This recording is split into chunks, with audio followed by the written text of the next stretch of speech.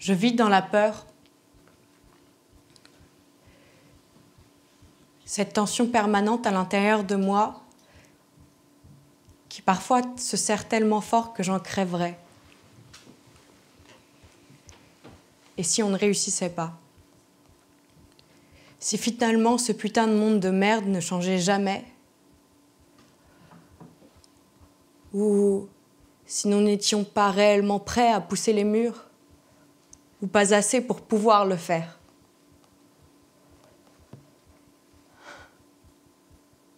On a grandi en prison, dans une petite boîte bien compacte, dont nous avons appris toutes les règles sans même s'en rendre compte, et dans laquelle nous devions tous, sans exception, rentrer. C'est une fille ou un garçon? On s'est tous fracassés contre les murs de cette prison.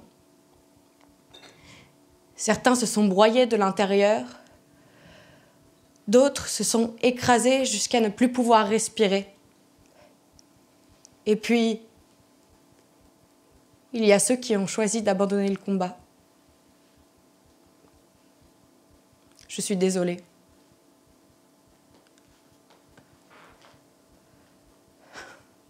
Peut-être que si nos corps nous permettaient de rentrer dans un bocal, il nous serait plus facile de rentrer dans cette minuscule prison. Je sais pas. Non. Je crois pas. Nos corps sont ce qu'ils sont. Ça fait mal. J'ai mal.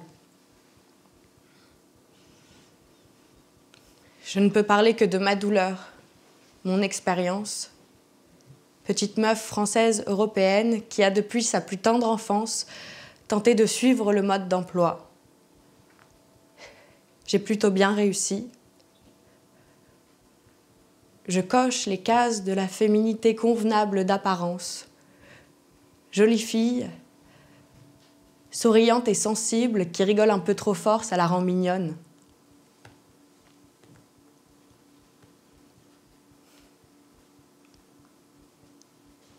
Cette image tient lorsqu'on ne me connaît pas.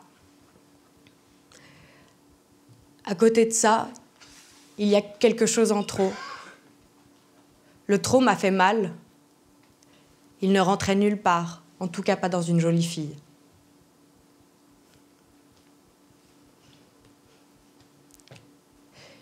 J'ai essayé de le passer sous silence,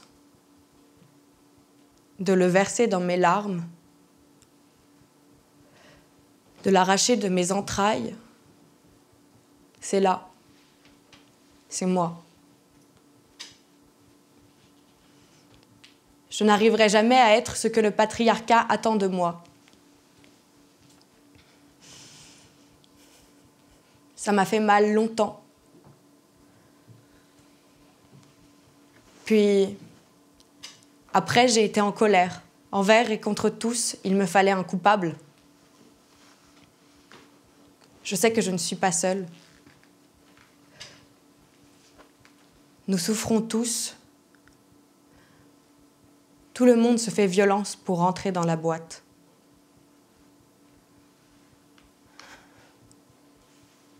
J'emmerde cette foutue prison. Je lui pisse dessus et la fracasse à main nue.